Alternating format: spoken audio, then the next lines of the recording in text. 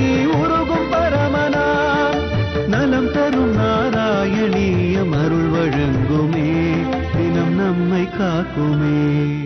சதமகமணி நீலா சாருகல்காரகஸ்தாம் स्तनभरनमिताङ्गी सान्द्रवात्सल्य सिन्धुगोम् अलकविनिहिताभिश्रग्भिराकृष्टनाधाः विलसतु कृतिगोता விஷ்ணுசித்தாத்மஜானகம்.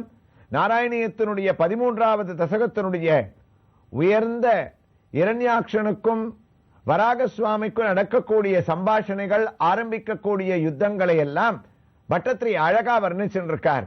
அதே சந்தர்ப்பத்தில் நாம் இப்போது தரிசித்துக் கொண்டிருக்கக்கூடிய ஒரு திருக்கோயில் தமிழ்நாட்டில் கடலூர் மாவட்டத்தில் வடலூரிலிருந்து சுமார் 4 கிலோமீட்டர் தூரத்தில் அமைந்திருக்கக்கூடிய ஸ்ரீ லட்சுமி நாராயண பெருமாள் அஷ்டபுஜ வராக சுவாமியினுடைய திருக்கோயிலில் நாம் ஒவ்வொரு சன்னதியாக தரிசித்துக் கொண்டே இதோ ஆண்டாள் நாச்சியாருடைய திவ்ய தரிசனத்தை நாம் அடைந்து கொண்டிருக்கின்றோம். ஆண்டாள் இல்லாமல் எம்பெருமானுடைய சன்னதி கிடையாது என்பது நம் அனைவருக்கும் தெரியும். உற்சவமூர்த்தியாக நின்ற திருக்கோலத்திலே இயற்கையான விக்கிரகத்திலேயே அமைந்திருக்கக்கூடிய கிரீடத்துடன் ஆண்டாள் நாச்சியார் நமக்கு காட்சியளிப்பதோடு மட்டுமல்லாமல் பாசி தூர்த்து கிடந்த பார்மட்கு பண்டொரு நாள் மாசுடம்பில் நீர்வாரா மானமிலா பன்றியாம் என்று தன்னுடைய நாச்சியார் திருமொழியிலே வராக சுவாமியினுடைய மங்களாசாசனத்தை செய்தவள் பாசி தூர்ந்த அந்த ஒரு சரீரத்தோடு பூமாதேவி அந்த கடலுக்குள்ளே பல நாட்கள் மூழ்கி இருந்ததால் அவளுடைய உடம்பிலே பாசி தூர்ந்திருக்கின்றது என்று வராக சுவாமியையும் வர்ணித்த ஆண்டாள் நாச்சியாருடைய திவ்ய தரிசனம் இந்த அஷ்டபுஜ வராக சுவாமியினுடைய திருக்கோயிலில் நமக்கு பொருத்தமாக அமைந்திருக்கின்றது. அது மட்டுமா, தான் உயர்ந்த திலகத்தை தான் சார்த்தி கொண்டு கருணையே உருவான திருமுகத்தோடு நமக்கு காட்சியளிக்கக்கூடிய கோதையினுடைய அருளை பெற்றுக்கொண்டு இதோ விஸ்வக்சேனர் மூலவர் அமர்ந்த திருக்கோலத்திலே சங்கு சக்கரங்களுடன் பகவானுடைய பிரதிநிதியாக நமக்கு காட்சியளிக்க அவரை தரிசித்து நம்மாழ்வாருடைய திவ்ய தரிசனம் பிரபன்னஜன கூடஸ்தராக 4000 திவ்ய பிரபந்தத்தையும் நமக்கு திருப்பி அளித்தவரை தரிசித்து இதோ ஆச்சாரிய வள்ளலாம் பாஷ்யக்காரர் ராமானுஜர் மூலவராகவும் உற்சவராகவும் நமக்கு இங்கு சேவை சாதிக்கக்கூடிய திவ்ய தரிசனத்தை அடைகின்றோம். அது மட்டுமா, ராமானுஜர் பிறந்து 1000வது ஆண்டை கொண்டாடி கொண்டிருக்கக்கூடிய இந்த திருத்தலத்திலே நமக்கு ராமானுஜருடன் சம்பந்தப்பட்ட தலமாக அமைந்திருப்பது அழகான ஒரு தலவரலாறானது இங்கே கூறப்படுகின்றது. இதற்கு அருகிலே இருக்கக்கூடியது சிதம்பரம் கஷேத்திரம். அது சிறுத்தித்திரக்கூடம் என்று கோவிந்தராஜ பெருமாள் சயனித்துக் கொண்டிருக்கக்கூடிய ஒரு கஷேத்திரம்.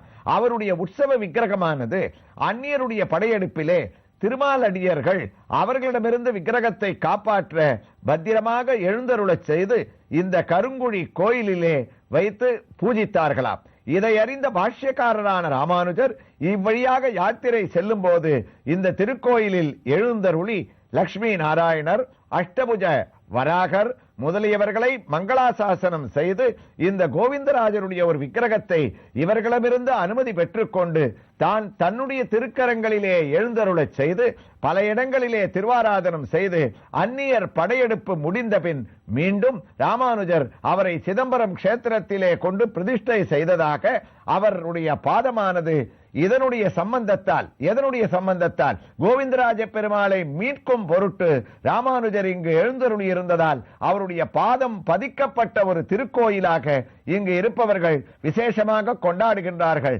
அதை அவருடைய அமர்ந்த திருக்கோலத்தோடு கையை கூப்பிக்கொண்டு திருமன்காப்பை சார்த்திக் கொண்டு திருதண்டத்துடன் உற்சவராகவும் மூலவராகவும் ஆச்சரியமாக சேவை சாதிக்கக்கூடிய அவருடைய அனுகிரகத்தோடு இதோ ஆச்சாரிய வள்ளலான மணவாள மாமணிகளுடைய திவ்ய தரிசனத்தையும் நாம் அடைந்து குருவாயூருக்கு நாராயணியத்திற்கு திரும்பிவிட்டோம். குருவாயூரப்பனிடத்திலே பட்டத்திரியும், குருவாயூரப்பா, உனக்கும் இரண்யாட்சனுக்கும் நடந்த வாக்குவாதத்தில் அவன் உன்னை தூஷித்ததை எல்லாம் புகழ்ந்ததாகவே ஏற்றுக்கொண்டு திதிசுதமவஜ்ஞாய பகவன்னே, திதியினுடைய பிள்ளையான இரண்யாக்ஷன் உன்னுடன் யுத்தம் புரிவதற்காக கிளம்பினானாமே என்று இவர் கூடக்கூடிய பரிணாமங்கள் ஸ்ரீமத் பாகவதத்திலேயும், பாகவதத்தினுடைய சாரம் தானே நாராயணீயம். பாகவதத்தை நாம் நோக்கினாலும் சகாமுதஸ்தாத் சலிலஸ்ய கோச்சரே வின்யஸ்ய தஸ்யாம் மததஸ்வசத்வம் அபிஷ்டுத்வம் விஸ்வருஜா பிரசீதனக ஆபுர்யமானோ விபுதை பஸ்யதோரே. அதாவது பலவிதமான ஆபரணங்களைத்தான் அணிஞ்சுண்டு பரம கம்பீரத்தோட இவர் வராகந்தானேன்ற ஒரு அலட்சியத்தோட யுத்தத்தை ஆரம்பிச்சான் திதியினுடைய பிள்ளையான இரண்யாக்ஷன். குருவாயூரப்பா, இந்த சரித்திரம் சத்தியமா? நீயும் அவனோடு யுத்தம் செய்வதற்கு தயாரானே? பயந்து இருக்கிற பூமாதேவிய கடல்ல அப்படியே உட்கார வச்ச, கையில கதையை எடுத்துட்ட, ஒத்தருக்கொத்தர் சண்டையானது ஆரம்பிக்கிறதுன்னு இந்த பரிணாமத்தோட இந்த ஸ்லோகத்தை முடிக்கிறார். அந்த 13வது தசகத்தினுடைய 3வது ஸ்லோகத்தினுடைய தமிழ் பாசுரத்தை நம்ம பார்த்தோம்னா, காட்டிடையே வாழ்கின்ற விலங்கென்று கடுஞ்சொற்கள் பற்பலவும் சாற்றிக்கொண்டு மேட்டிமையாய் சுற்றி வரும் மன்னவனை மேன்மையுறு பொருள் எனவே மதித்தல் என்று கோட்டிடையே நெடுங்குகின்ற பூமி தன்னை, கோட்டிடையே நடுங்குகின்ற பூமி தன்னை கடலில் நிலைத்திடவே குலவச் செய்து நாட்டியே மிகப்பெரிய போர் புரியும் நோக்குடனே போர் தன்னை துவக்கல் ஆனாயே என்ற இந்த ஒரு ஸ்லோகத்தோட அடுத்த ஸ்லோகமான 13வது தசகத்தினுடைய 4வது ஸ்லோகத்துல 2 பேருக்கும் நடக்கக்கூடிய கதா யுத்தங்களுடைய விவரங்களை எல்லாம் பட்டத்திரி கூற ஆரம்பிக்கின்றார். குருவாயூரப்பா, கதாபானோ தைத்ய त्वमपि கிரிகிதோல்நத கதோ நியுத்தேன கிரீடன் கட கட ரவோத்குஷ்ட வியதாம் ரணாலோகோ சூக்யான் மிலதி சுரசங்கே திருதமமோ நிருத்யாக சந்தியாத பிரதமமிதி தாத்ரா ஜகதிஷே. கையில கதையை எடுத்துட்டானாமே இரண்யாக்ஷன். அப்ப அவனுக்கு என்ன தைரியம்னா, பூமாதேவியை மீட்டு வந்தார். பூமாதேவியை மீட்டு வந்து கடல்ல சரிசமமா உட்கார வச்சுட்டார். அவ உள்ள முழுகவும் இல்ல, மேல இல்ல, இருக்கிற நிலைமையிலேயே இருக்கா. அப்ப திரும்பி பார்த்தா இரண்யாக்ஷன் சண்டை ஆரம்பிக்கிறதுக்காக கதையை எடுத்தா வராக சுவாமி நிராயுதபாணியாக நிக்கிறாராம். அவர்கிட்ட ஆயுதம் ஒண்ணு இல்ல, நம்ம வேலை ரொம்ப சுலபமா முடிஞ்சிடுத்து, இவரை அடிக்கலாம்னு அந்த ஒரு கைய ஓங்கின போது, குருவாயூரப்பா நீ என்ன தெரியுமா பண்ண? அடுத்த க்ஷணமே கதாபானோ தைத்யே துவமபி கிரிகிதோல்நத கதோ. அப்படி கண்ணை மூடிண்டு மகாவிஷ்ணுவான வராக சுவாமி தன்னுடைய கதை, அவருடைய கதைக்கு கௌமோதகின்னு பேரு. கௌமோதகி சரசிதம் கருணா சமுத்திரம்னு குருவாயூரப்பனுக்கு குருவாயூர்ல அடையாளமே என்னன்னா, எதிர்க்கோ இல்லையோ சங்கு சக்கரம் கூட கிடையாது, அந்த கதையோட நிப்பாராம் அந்த குருவாயூரப்பன்னு தன்னை அடையாளம் காட்டுவதற்காக. அதனால இந்த ஸ்லோகத்துல பட்டத்திரிக்கு அவ்வளவு குதூகலம். கதாபானோ தைத்தியை, நீயும் கதாபாணியா ஆயிட்ட. அப்படி நினைச்ச மாத்திரத்துல வரவழிச்சுட்ட கையில கௌமோதகிய. உங்க 2 பேருக்கும் பிரமாதமான சண்டை நடக்கிறது.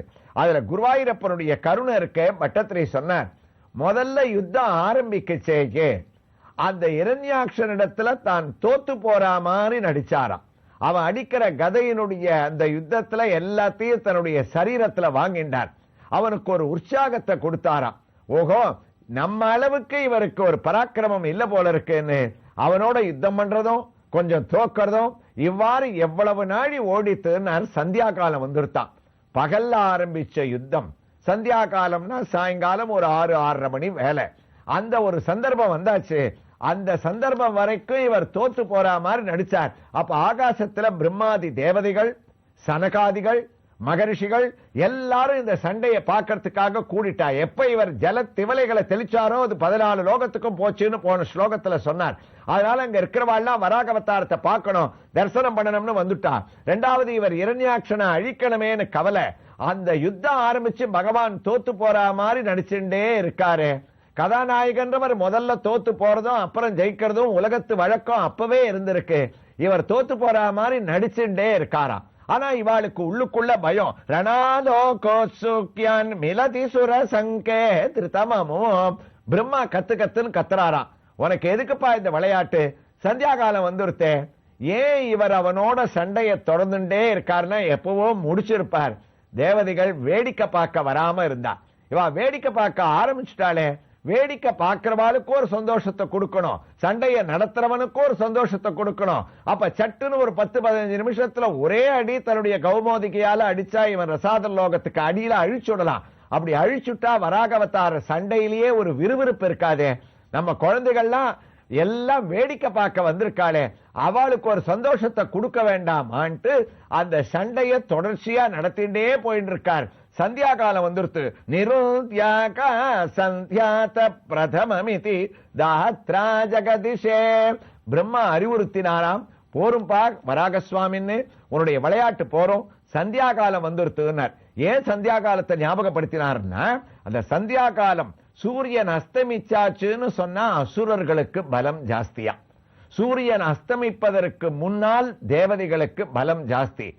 அந்த சூரியன் அஸ்தமிச்சுட்டான்னா ஏற்கனவே எனக்கு பலம் அதிகமா இருக்கும், உன்னை அடிச்சுட்டு இருக்கா, நீ தோத்து போயின்னு இருக்க, சந்தியா காலத்தையும் தாண்ட விட்டுட்டியான இவனுடைய பலம் இன்னும் ஒரு மடங்கு கூடி போயிடுமே. அதனாலதான் சந்தியாவந்தனாதிகள்ல அர்க்கிய பிரதானம் வர்றதுன்னு ஒரு வழக்கம். அந்த அர்க்கியத்தை காணாமல் கோணாமல் கண்டுவிடுன்னு சொல்ற வழக்கம். காணாமல்னா சூரியன் வரத்துக்கு முன்னாடி கார்த்தாலையும், கோணாமல் நடு பகல்ல இருக்கும் போதும் கண்டு, இரவு அவன் அஸ்தமிப்பதற்கு முன்னால் சந்தியா காலத்துல அவனை பார்த்துட்டே விடணுமா. காரணம் என்னன்னா, இப்படி வழக்கத்தோட விட்டா, அதாவது காணாமல் கோணாமல் கண்டு அர்க்கிய பிரதானத்தை விட்டா தேவதைகளுக்கு அது போய் சேருமா. அப்படி மாத்தி பையன் தன்னுடைய அப்பாவை கேட்டான், ஒரு கால் நாங்க கண்டு கோணி அதே சமயத்துல காணாம விட்டுட்டா என்ன, அப்ப யாருக்கு பலன் சேரும்னு கேட்டா. அப்படி விட்டா அசுராளுக்கு போயிடும். சந்தியா காலத்தை தாண்டி விட்டேன்னா அசுரர்களுக்கு அவ்வளவு பலனும் சேர்ந்துரும். பையன் உடனே சொன்னானா, நான் ஒரு முடிவுக்கு வந்துட்டேன்னா. என்னன்னு கேட்டார் அப்பா. காலத்துல விட்டா தேவதைகளுக்கு போய் சேரும், அக்காலத்துல விட்டா அசுராளுக்கு போய் சேரும். நம்மளால 2 பேருக்கும் எதனால தகராறு, நான் அர்க்கிய பிரதானம் விடுறதையே விட்டுட்டேன்னா அவன். அதனால தான் இங்க பிரம்மா ஞாபகப்படுத்தினார், அக்காலம் வந்துருத்துன்னு சொன்னா அவனுடைய பலன் ஜாஸ்தியா வந்துரும். அதனால சந்தியா காலம் வருவதற்கு முன்னால் அவனை நீ அழிக்கணும், அந்த ஒரு பலத்தை அவனுக்கு கொடுக்க கூடாதுன்னு அர்க்கிய பிரதானாதிகளுடைய பலன்கள் எல்லாத்தையும் ஞாபகப்பட்டுட்டே இருக்கார். இவர் காதுல வாய்ண்டா மாதிரியே தெரியல, உக்ரகத்தோட சண்டை போட்டு இருக்கார். இவா இத்தனை பேரும் தன்னுடைய சண்டையை ரசிக்கணும்னு. அப்ப பார்த்தான் இரண்யாக்ஷன், மைனோ மாயாவினோ திருப்தமோ.